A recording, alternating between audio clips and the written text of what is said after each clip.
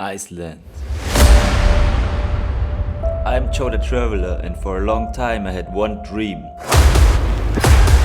I wanted to cycle around the island with my bike. In this video you will see if I was successful and what challenges I had to face. After I assembled my bike at the airport, I drove down the highway to Reykjavik, Iceland's capital. I have now 1,500 kilometers in front of me and 17 days to return to the airport. If I'm not fast enough, I will miss my return flight.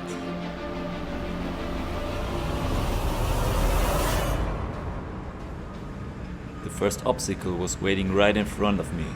A construction site was blocking my way.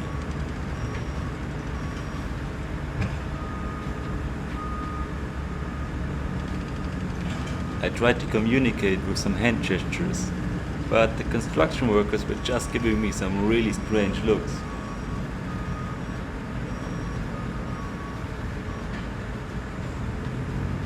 Maybe they didn't expect someone on this highway with a bicycle. But anyway, I thought it's okay if I just walk past them.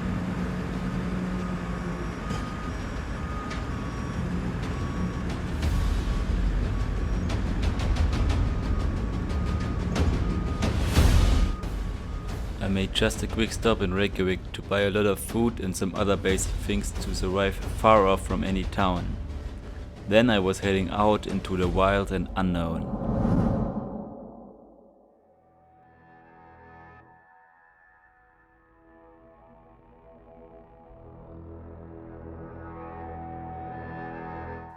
At the end of the day, I visited a national park where you can walk between the European and the American tectonic plate.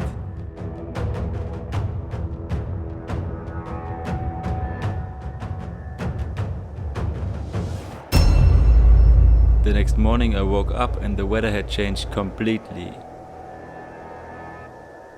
Everything was wet and during the day it started to rain.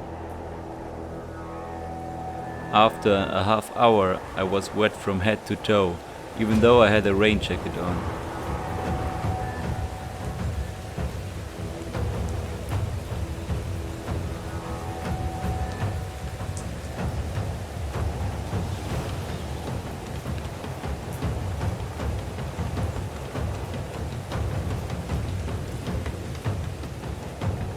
Typical Icelandic weather, lovely.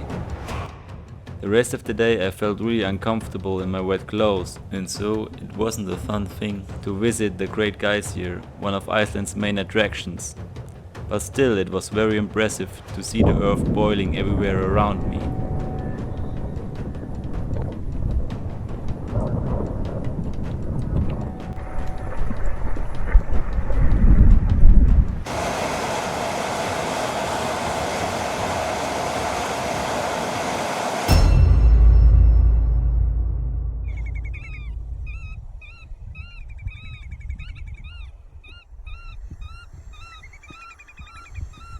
Day 3 started with sunshine. I was finally able to dry my wet clothes.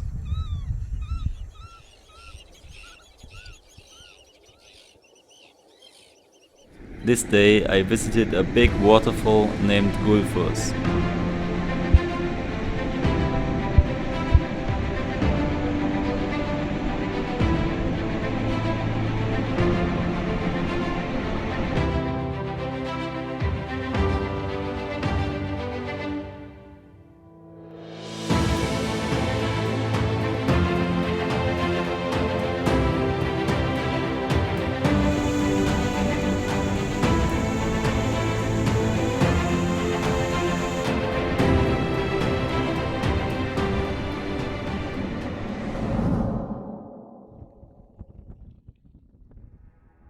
After that I got excited because I was about to leave civilization as I was heading towards the Highland, the center of Iceland.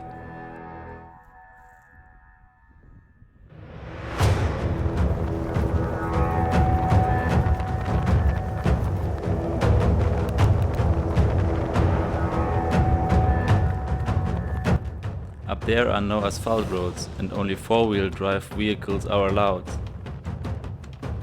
And maybe bicycles. However, now I was there and completely on my own. Sometimes I was thinking, what the heck am I doing here? But then I remembered, I am here to cycle around the island and nothing is going to stop me.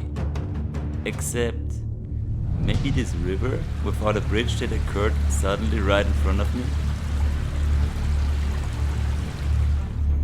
The water was freezing cold and I had to cross the river several times until I had all my stuff on the other side.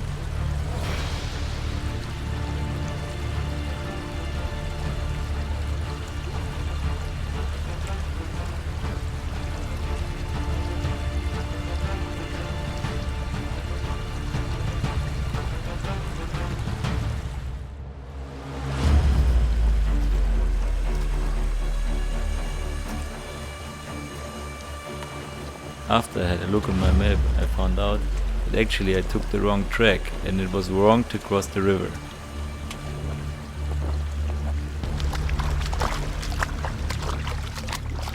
I was very lucky that I saw a car in that situation.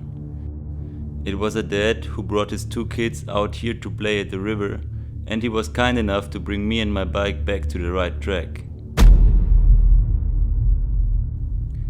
Exhausted, I set up my tent for my first night in the Highland. Out here is no campsite and also no other human. No chance of help in case of an emergency. I'm on my own. And with the night came a problem that I wasn't aware of. Winds coming directly from the North Pole brought freezing cold air.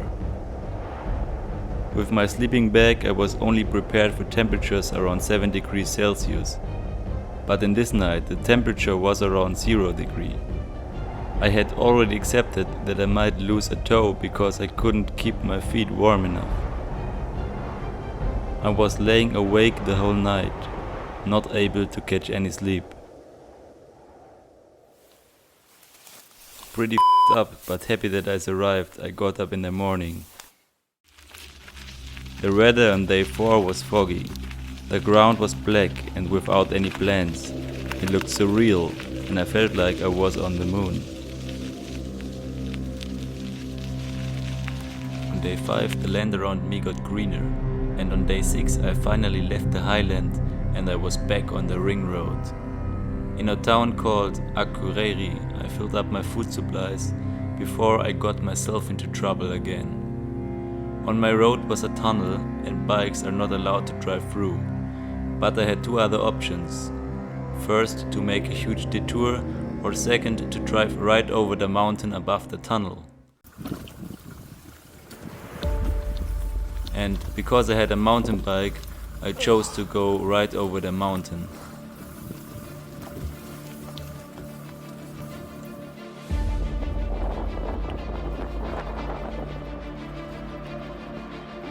Soon I found out that the mountain was way too steep, and I had to push my bike up for several hours.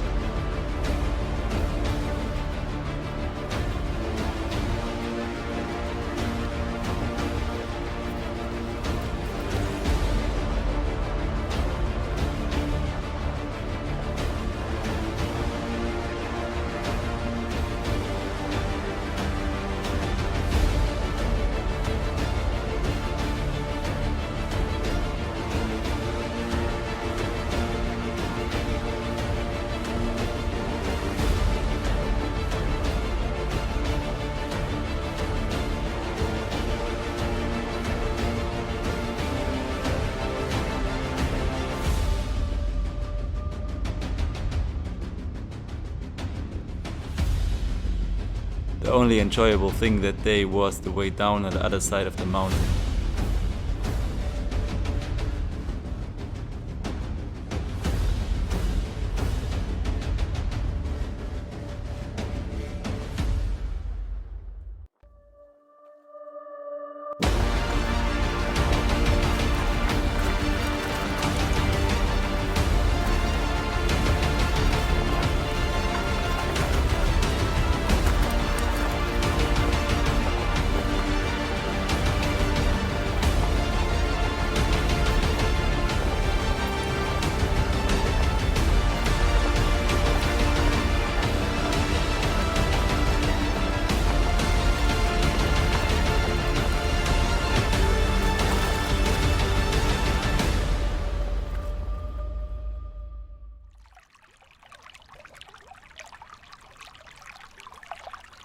The water from all rivers in Iceland is drinkable, and there are a lot of rivers, so I never had to carry a lot of water with me, and it was always easy to fill up the bottle. With the time I got used to be alone with no human in under 100 kilometers around me, and I could really enjoy it.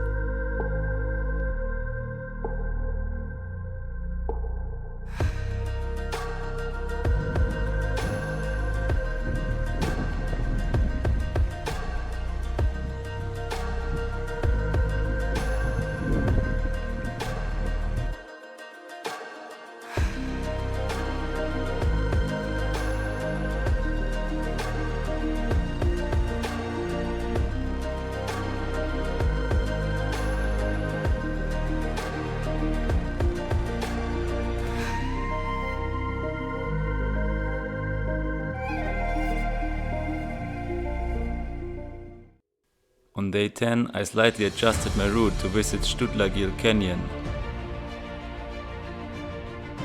The landscape was so amazing that this is my favorite place in Iceland.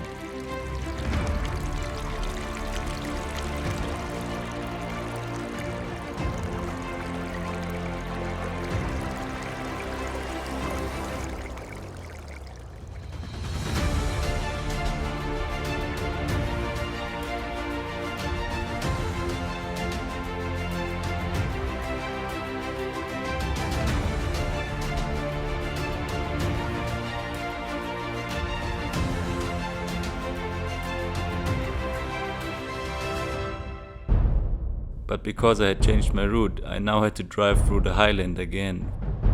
Unfortunately, I ran out of food and there was no supermarket nearby. One full day I had to drive without any food. I was hungry.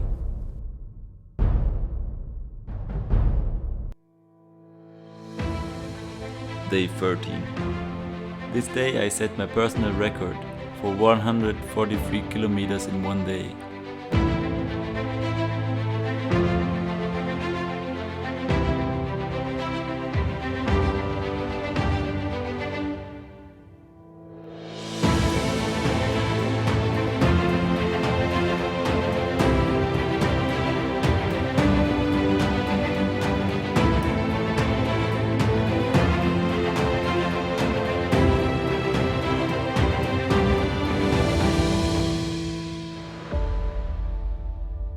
The last days I was driving along the south coast back to Reykjavik. On the way I visited a glacier lagoon. I also explored a US Army plane wreck and a nearby black beach.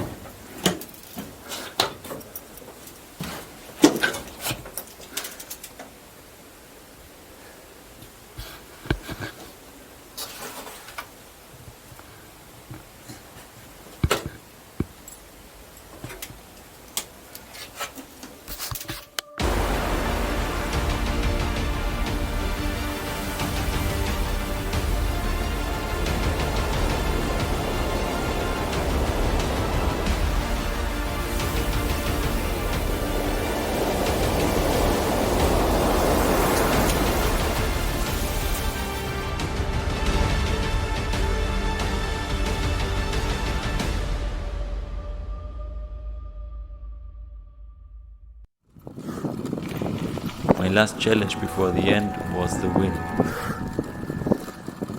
On day 15, the wind slowed me down so much that I had to give up. For the next day, I decided to wake up at 5, because the wind usually is weaker in the morning. Right before Reykjavik, I visited 2 last incredible waterfalls.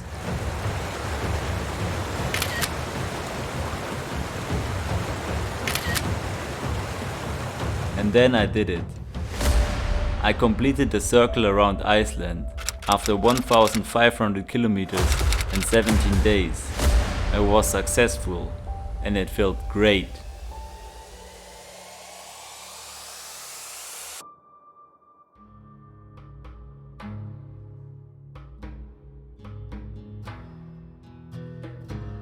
See you on my next adventure. Bye.